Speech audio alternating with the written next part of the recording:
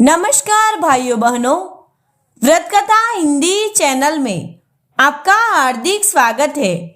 भाइयों बहनों, इस चैनल में हम 12 मास की सब कथाएं संपूर्ण और शास्त्रोक्त सुनाते हैं। जैसे व्रत करने वाले, सुनने वाले और सुनाने वाले तीनों को फल मिलता है। तो चलो माघ मास की कथा सुनते हैं। माघ मास कथा अध्याय 5वां। दत्तात्रेय जी कहते हैं कि हे राजन, एक प्राचीन इतिहास कहता हूँ। भृगु वंश में ऋषिका नाम की एक ब्राह्मणी थी जो बाल्यकाल में ही विधवा हो गई। वह रेवा नदी के किनारे विंध्याचल पर्वत के नीचे तपस्या करने लगी। वह जितेंद्रिय, सत्यवक्ता, सुशील, दानशीलता तथा तप करके देह को सुखाने वाली थी। वह अग्नि में आहुति देकर उच्च वृत्ति द्वारा छठे काल में भोजन करती थी। वह वल्कल धारण करती थी और संतोष से अपना जीवन व्यतीत करती थी। उसने रेवा और कपिल नदी के संगम में 60 वर्ष तक माघ स्नान किया और फिर वहीं पर ही मृत्यु को प्राप्त हो गई। माघ स्नान के फल से वह दिव्य 4000 वर्ष तक विष्णु लोक में वास करके सुंद और अपसुंद दैत्यों का नाश करने के लिए ब्रह्मा द्वारा तिलोत्तमा नाम की अप्सरा से रूप में ब्रह्मालोक में उत्पन्न हुई।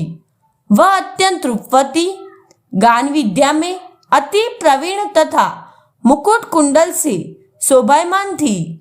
उसका रूप, यौवन और सौंदर्य देखकर ब्रह्मा भी चकित हो गए।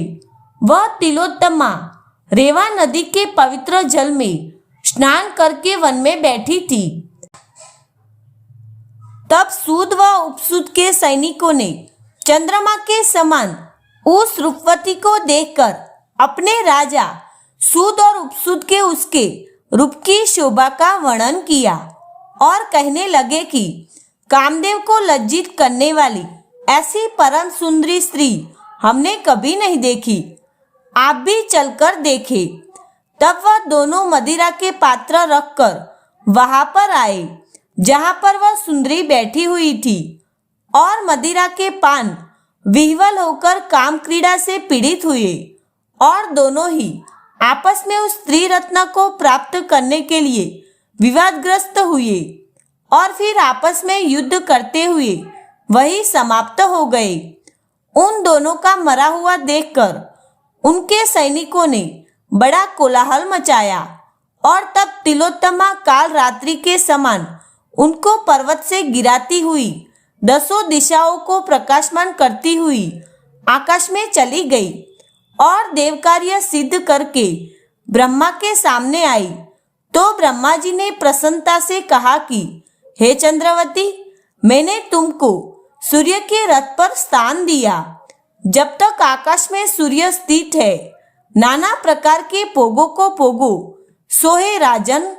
वह ब्राह्मणी अब भी सूर्य के रथ पर माघ मास स्नान के उत्तम पोगों को पोग रही है।